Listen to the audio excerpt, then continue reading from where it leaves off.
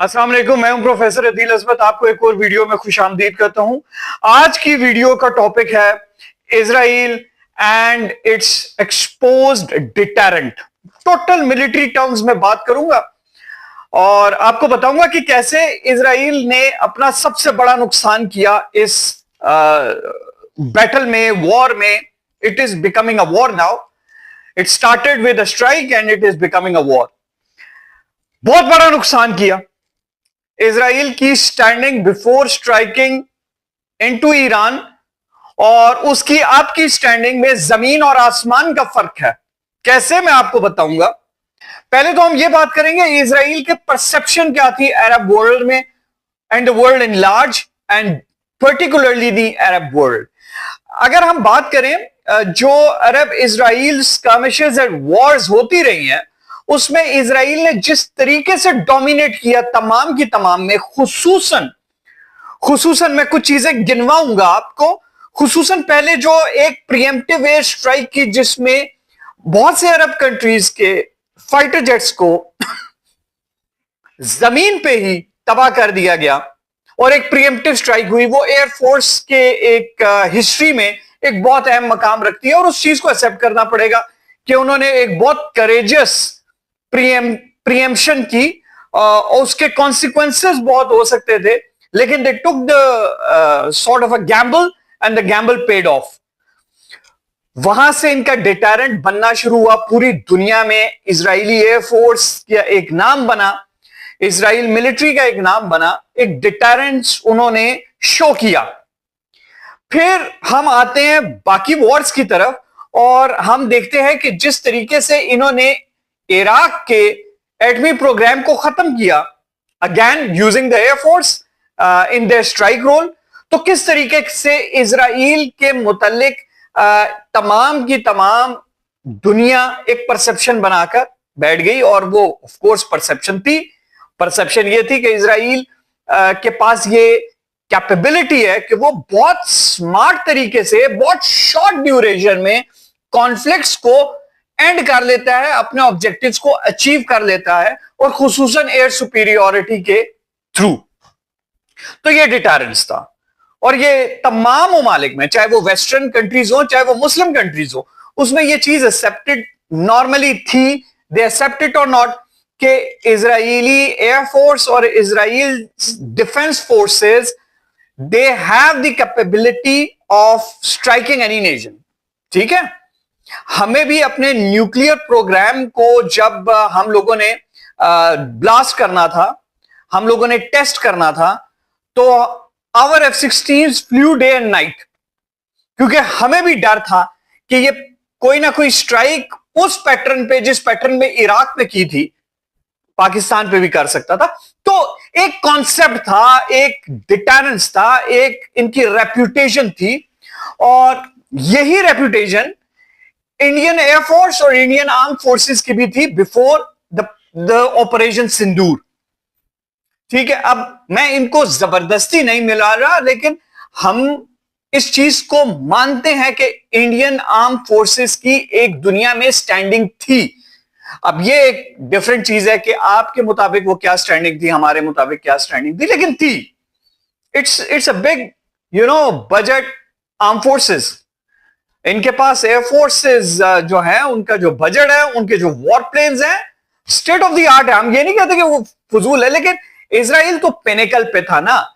दुनिया की तमाम यूनाइटेड स्टेट्स की मिलिट्री इंडस्ट्रियल कॉम्प्लेक्स की कोई ऐसी इनोवेशन नहीं थी, कोई ऐसी इजाद नहीं थी, कोई ऐसी मशीनरी नहीं थी, कोई ऐसा प्लेटफॉर्म नहीं था जो स्टेट ऑफ द आर्ट हो और इजराइल के पास ना हो। तो Patriots, Iron Dome, David Sling and I forgot the name of the other, ये तमाम के तमाम जो सिस्टम्स थे ये इजराइल में इंस्टॉल्ड थे और हमें इस चीज का इल्म था। हम चाहे एक्सेप्ट करें ना करें कि there was always a psychological sort of a barrier that we had when we were assessing the Muslim Ummah's armed forces with Israeli armed forces. वो बैरियर्स हमारे माइंड में थे यार। हम कहते थे, हम वाकई कहते थे यार, इजराइल को स्ट्राइक करना is really really difficult, let alone कि उसको इतना नुकसान पहुंचाना। ये जो अटैक किया है इजराइल ने, इस अटैक में ईरान ने जो, ऑफ कोर्स देखिए, सबसे पहले क्रेडिट दीजिए, जो क्रेडिट जिसका ड्यू है, दुश्मन का भी ड्यू है तो उसको दीजिए। तो ऑफ कोर्स इस कंट्री का, जिसको तो हम वैसे कंट्री, रियासत तो हम मानते नहीं, लेकिन इजराइल का एक नाम था, it was untouchable, it was untouchable, you have to accept it, you have to accept it. और अनटचेबल क्यों ना हो, क्यों ना हो कि इतनी सी एक टेरिटरी, ऑक्यूपाइड टेरिटरी, उसमें दुनिया के तमाम जो वेपन मैन्युफैक्चरर्स हैं टॉप के, उन तमाम की जो टॉप की इक्विपमेंट है वो कंसंट्रेट कर दी जाए एक टेरिटरी पे। छोटी सी ऑक्यूपाइड टेरिटरी, इजराइल ऑक्यूपाइड इसलिए कि दैट वाज पैलेस्टाइन, उस टेरिटरी में तमाम के तमाम दुनिया के बेहतरीन डिफेंसेस को कंसंट्रेट कर दिया जाए, बेहतरीन वेपनरी दे दी जाए, और बाकी जो दूसरा मुल्क है ईरान, उसके ऊपर दहाइयों से पाबंदियां लगा दी जाए, और ना वो एयरफोर्स अपनी डेवलप कर सका, ना वो अपनी मिसाइल्स को उस तरीके से डेवलप कर सका, ना वो मॉडर्न मशीनरी तक उसकी एक्सेस रही है। तो ये तो, और वन मोर थिंग, ईरान जो कि डिप्लोमेटिकली आपने आइसोलेट कर दिया, और इजराइल जिसके पीछे तमाम वेस्ट ऐसे खड़ा हो गया जैसे वो भी इजरायली हो। तो how can you compare the two? मगर, और इस चीज को देखें, एक्सेप्ट करते हैं कि इजराइल ने जो पहली स्ट्राइक की, पहली स्ट्राइक, वो पहली स्ट्राइक उनकी टेक्स्ट बुक स्ट्राइक थी। इजरायली एयरफोर्स का हमेशा ये टेक्स्ट बुक स्ट्राइक रहती है कि first strike should be a decisive strike, that after the first strike nobody hits you back. इसको हम मिलिट्री टर्म्स में कहेंगे कि यार सांप का सर उतार दीजिए, ठीक है, सांप का सर उतार दीजिए, फिर वो सांप आपको काट नहीं सकता। लेकिन साइंस ने प्रूव किया कि हमेशा कटे हुए सांप का जो सर होता है ना, वो भी काट लेता है। ईरान ने ये चीज प्रूव की। पहली स्ट्राइक के बाद कोई और कंट्री होता, बहुत डिफिकल्ट होता उसका स्ट्राइक बैक करना। आपने तमाम की तमाम हायरार्की टेक आउट कर दी, सिविल, मिलिट्री, साइंटिफिक, सारी hierarchy you took them out, traitors की वजह से, उन ट्रेटर्स की वजह से जो ईरान में मौजूद हैं। और इसके ऊपर मैं वीडियो बना चुका हूं कि यार ईरान के लिए सबसे बड़ा मसला इसराइल नहीं, वो ट्रेटर्स हैं जिन्होंने आपके टॉप के जनरल्स, कौन कहां पे था, 24 घंटों में मारे गए, 24 घंटों में मारे गए। ये कुछ छोटी बात नहीं है। इतने ट्रेटर्स, इतने ज्यादा ट्रेटर्स, चले वन जनरल कोई बात नहीं, एक हो जाता, दो हो जाते, तीन हो जाते, साइंटिस्ट भी एक दो हो जाते, तो हम कहते यार चलो कुछ ट्रेटर्स थे, जिन्होंने, कुछ ऐसे लोग थे, एजेंट्स थे, जिन्होंने पैसे की खातिर, किसी चीज की खातिर दे डिड इट, हर एक को वाइप आउट कर देना। ये सालों की प्लानिंग थी इजराइल की। लेकिन जिस तरीके से ईरान ने स्ट्राइक बैक की, वो मैसेज इजराइल के लिए बड़ा क्लियर है कि इस्लामी ममालिक में मुसलमान इस किस्म की चीजों से घबराता नहीं है। हमारी अगर एक लीडरशिप आउट हो जाती है किसी वजह से, तो हमारे वो लोग हैं जो जंगों में जाने के लिए, लीड करने के लिए, और इजराइल से खासतौर पे फाइट करने के लिए अपना आप पेश कर रहे होते हैं, क्योंकि हम इस चीज को एक बहुत बड़ा ऑनर समझते हैं कि हम जिहाद कर सकें, हम अलम को उठा सकें उस वक्त जब अलम एक के हाथ से गिर जाए। ये शायद वो एक्सेप्ट नहीं कर सका, वो समझ नहीं सका। उसने ट्रेटर्स को देखा तो उसने समझा कि शायद ये जो कुछ मेरे पास चंद डजन ट्रेटर्स हैं, इसी तरह की कौम होगी। कौम ऐसी नहीं है, ये ट्रेटर्स अलग किस्म के लोग हैं, and they must meet their destination and they must meet their end as soon as possible. उसके